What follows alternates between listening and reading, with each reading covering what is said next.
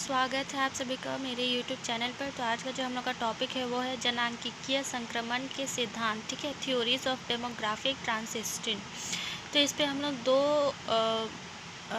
अर्थशास्त्रियों के विचार देखेंगे। पहला है प्रोफेसर C.P. ब्लैकर के अनुसार जनसंख्या में कितनी अवस्थाएं होती है, ठीक है, और दूसरा है प्रोफेसर काउगिल के अनुसार जनसंख्या संक्रमण की कितनी अवस्थाएं होती है, ठीक है।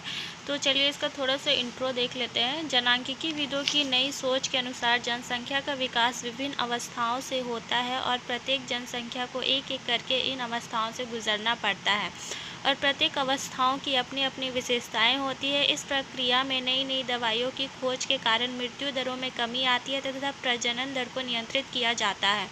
लेकिन परिवर्तन की इस प्रक्रिया की शुरुआत में उस क्षेत्र विशेष की जनसंख्या में जन्म दर एवं मृत्यु दर दोनों ही ऊंची होती है, ठीक है। जनसंख्या परिवर्तन की अवस्थाओं के संबंध में विभिन्न अर्थशास्त्रियों ने भिन्न भिन्न विचार दिए हैं, ठीक है। तो जनांकीय विद जो है उन लोग का नई सोच के अनुसार क्या है कि जनसंख्या जो है उसका जो विकास होता है वो विभिन्न अवस्थाओं से होकर के गुजरता है। और जब विकास की अवस्था से मतलब विकास होता है तो उसमें क्या होता है कि चेंजेस होते हैं, ठीक है। तो उसमें परिवर्तन भी बहुत सारा होता है, जिसमें परिवर्तन में नई नई दवाइयों का खोज होता है। फिर मृत्यु दर में भी कमी आ जाती है। दवाई का खोज होगा तो जाहिर सी बात है कि मृत्यु दर में कमी आएगी, ठीक है। फिर प्रजनन दर को नियंत्रित कैसे किया जाए, इस पर भी मतलब बहुत सारे उपाय आ जाते हैं, ठीक है, जिससे कि जनसंख्या को नियंत्रित किया जा सके। तो चलिए देखते हैं हम लोग पहला प्रोफेसर C.P. ब्लैकर के अनुसार जनसंख्या परिवर्तन की अवस्थाएं, ठीक है। तो हम लोग प्रोफेसर C.P. ब्लैकर का पॉइंट ऑफ व्यू देखेंगे कि वो लोग क्या बोले हैं, ठीक है। Professor C.P. ब्लैकर ने जनसंख्या परिवर्तन की इन अवस्थाओं को मुख्यतः 5 भागों में विभाजित किया है। इनके अनुसार प्रत्येक देश की जनसंख्या को निम्न 5 अवस्थाओं से होकर गुजरना पड़ता है, ठीक है।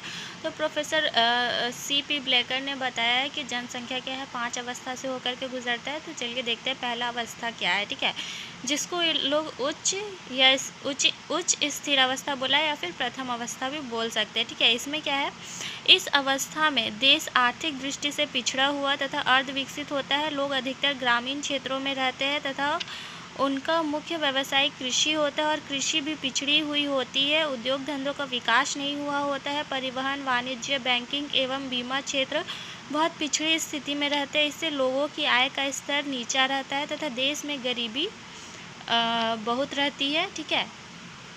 संयुक्त परिवार प्रणाली, अशिक्षा, बाल विवाह तथा अन्य सामाजिक कुरीतियों के कारण जन्म दर ऊंची रहती है। ऊंची जन्म दर के साथ साथ मृत्यु दर भी ऊंची रहती है, क्योंकि लोगों को घटिया स्तर का औपचारिक भोजन प्राप्त होता है, जिससे वे कुपोषण के शिकार रहते हैं। स्वास्थ्य संबंधी सुविधाओं का अभाव रहता है। तरह तरह की बीमारियों, महामारियों तथा प्राकृतिक प्रकोपों का शिकार जनसंख्या को बनना पड़ता है। चूँकि इस अवस्था में जन्म दर तथा मृत्यु दर दोनों ही ऊंची रहती है। देश की जनसंख्या लगभग स्थिर रहती है। अफ्रीका व एशिया महाद्वीप के पिछड़े हुए देश इसके कुछ उदाहरण हैं, ठीक है। तो जो पहला उच्च स्थिर अवस्था या फिर प्रथम अवस्था जिसको प्रोफेसर C.P. ब्लैकर ने बताया, उसमें क्या बताया है कि इसमें देश में बहुत गरीबी में रहता है देश, जिस कारण वहाँ पे ना व्यवसाय का मतलब उद्योग धंधे ना सही से रहते हैं, ना ही लोगों को रोज़गार मिलता है। और रोज़गार नहीं पाने के कारण वो लोग का जो जीवन का जो स्तर रहता है, जीवन स्तर वो बहुत ही निम्न रहता है। वो लोग घटिया किस्म के खाना खाते हैं, क्योंकि वो लोग उत्तम क्वालिटी के वस्तु खरीदने में असमर्थ होते हैं, ठीक है। और यहाँ इस समय क्या होता है कि जॉइंट फैमिली देखा जा सकता है। फिर इसमें बहुत सारे समाज में बुराइयां व्याप्त रहती है, जैसे बाल विवाह, अशिक्षा, इस तरह के, ठीक है। और क्या रहता है कि इस समय मेडिकल फैसिलिटीज़ उतनी ज़्यादा नहीं रहती है, जिस कारण से यहाँ पे जो मृत्यु दर है वो बहुत ज़्यादा हाई रहता है, ठीक है। और यहाँ पे प्राकृतिक प्रकोपों को भी बहुत ज़्यादा यहाँ पे झेलना पड़ता है, ठीक है। और जनसंख्या के बारे में चूँकि मतलब लोगों को उतना ज़्यादा जागरूक नहीं रहते हैं कि अभी जनसंख्या नहीं बढ़ाना चाहिए बोल करके भी वो लोग इस समय जन्म दर भी बहुत ज़्यादा हाई रहता है, ठीक है। और इस तरीका का मतलब जो देश के उदाहरण है वो है अफ्रीका और एशिया महाद्वीप, ठीक है।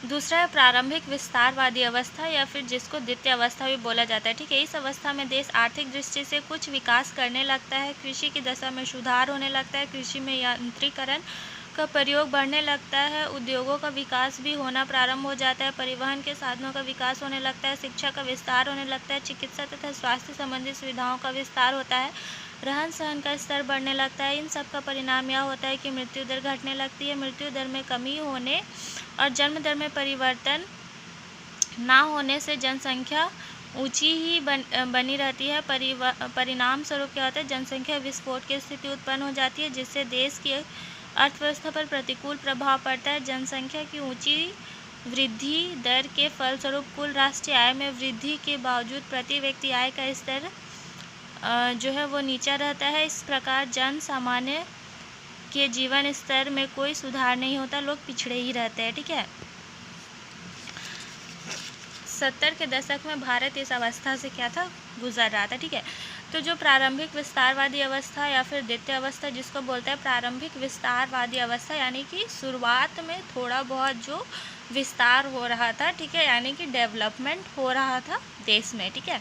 तो इसमें क्या होता है कि कृषि में यंत्रीकरण का प्रयोग बढ़ने लगता है, यानी कि लोग पुराने औजारों को छोड़ करके नए ट्रैक्टर मतलब हल की जगह पे ट्रैक्टर या फिर बैल से जो धान को अलग करते थे उसकी जगह पे थ्रेशर मशीन, इस तरीक़ा के कुछ कुछ उपकरणों का यूज़ करने लगते हैं, ठीक है।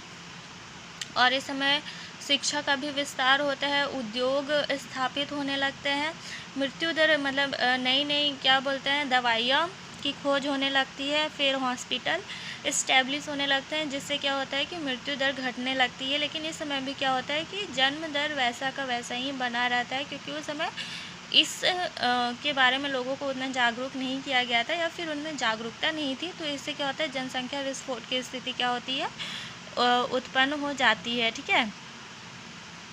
और ज़्यादा जनसंख्या होने के कारण क्या होता है, राष्ट्रीय आय में मतलब वृद्धि उतना नहीं होता है, प्रति व्यक्ति आय भी नहीं बढ़ पाता है। तो जन सामान्य का जो जीवन स्तर है वो ऊंचा नहीं बढ़ पाता है, वो नीचे ही रहता है, ठीक है, उसमें कोई सुधार नहीं होता है, इसलिए लोग पिछड़े ही रह जाते हैं। तो भारत में क्या था, 70 के दशक में लोग ऐसी ही स्थिति से गुजर रहे थे, ठीक है। तीसरा विलंबित विस्तारवादी अवस्था या जिसको तृतीय अवस्था बोला जाता है। इस अवस्था में औद्योगिकरण पर विशेष ध्यान दिया गया है, उन्नत एवं आधुनिक प्रकार की कृषि होने लगती है, उद्योग धंधों की उन्नति के कारण नगरीकरण में तेजी से वृद्धि होने लगती है, प्रति व्यक्ति आय में वृद्धि होने लगती है, जिससे लोगों के जीवन स्तर में वृद्धि होती है। इस अवस्था में सामाजिक परिवर्तन तेजी से होता है, समाज में महिलाओं की स्थिति में सुधार होता है, शिक्षा में पर्याप्त सुधार होता है, मृत्यु दर पहले से घट जाती है, जन्म दर में भी गिरावट आती है। इस अवस्था में भी जनसंख्या विस्फोट की स्थिति कुछ हद तक विद्यमान रहती है।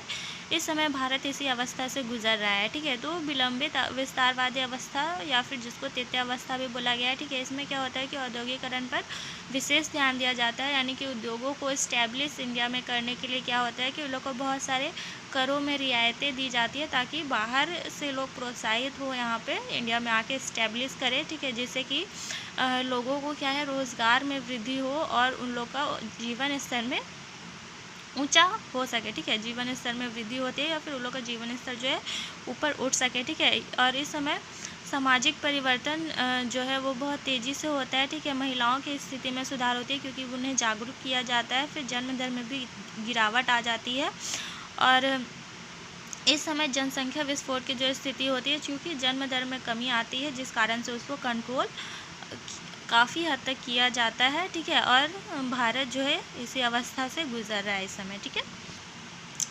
चौथा जो है नीची स्थिर अवस्था या फिर चतुर्थ अवस्था जिसको बोला जाता है। इस अवस्था में देश उच्च विकसित अवस्था में होता है, लोगों के रहन सहन का स्तर काफ़ी ऊंचा रहता है, देरी से विवाह करने को इस स्थिति में अधिक प्राथमिकता दी जाती है, लोग स्वतः खुशी से परिवार नियोजन की विधि अपनाते हैं। इस अवस्था में जन्म दर एवं मृत्यु दर दोनों नियंत्रित एवं नीचे रहते हैं, जिससे संतुलन बना रहता है। आज यूरोप के विकसित देशों में यह स्थिति देखने को मिलती है, ठीक है।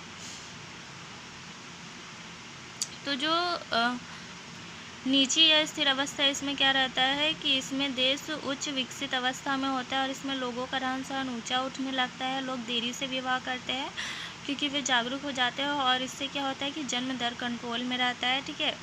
फिर परिवार नियोजन के लिए वो लोग बहुत सारे विधियाँ अपनाते हैं। तो इस समय मतलब जो यूरोप के जो विकसित देश है उसमें ऐसा स्थिति देखने को मिलता है। ठीक है। पाँचवा है घटती अवस्था या पंचम अवस्था। पाँचवीं अवस्था आर्थिक विकास की अंतिम अवस्था है। इस अवस्था में मृत्यु की अपेक्षा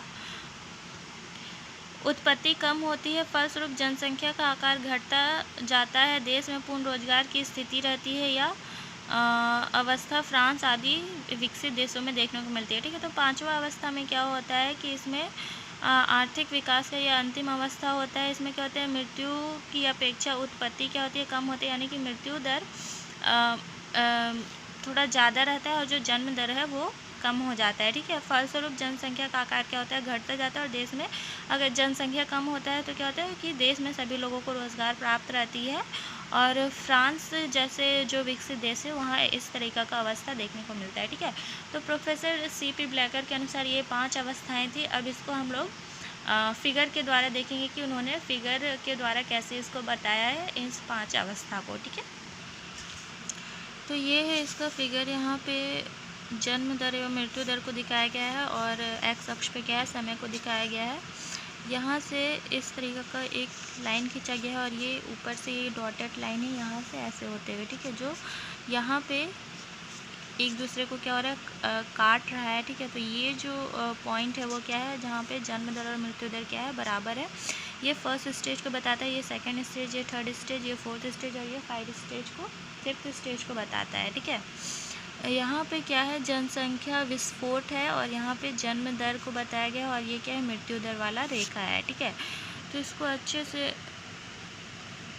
हाँ अब क्लियर दिख रहा होगा। ठीक है। तो इकोनॉमिक्स में फिगर बहुत ज़्यादा मायने रखता है, तो इसको अच्छे से ड्रॉ कर लेना। ठीक है। अब हम लोग चित्र से एक्सप्लेन करेंगे। चित्र से एक्स अक्ष पर समय तथा वाई अक्ष पर जन्म दर एवं मृत्यु दर को दर्शाया गया है। इसमें जनसंख्या की 5 अवस्थाओं को दर्शाया गया है। पहली अवस्था में जन्म एवं मृत्यु दर समान है। उसके बाद द्वितीय अवस्था में जनसंख्या में वृद्धि होती है और जनसंख्या विस्फोट की स्थिति उत्पन्न हो जाती है और मृत्यु दर क्या होती है, घटती जाती है। अवस्था में जन्म दर में कमी आती है। ठीक है। तीसरी अवस्था में क्या होता है, जन्म दर में कमी आती है। चौथी अवस्था में जन्म दर तथा मृत्यु दर समान होती है तथा पाँचवीं अवस्था में तक आते आते जन्म तथा मृत्यु दर क्या हो जाती है, दोनों ही कम हो जाती है। ठीक है। तो इनका यहीं तक था पाँचों जो इन्होंने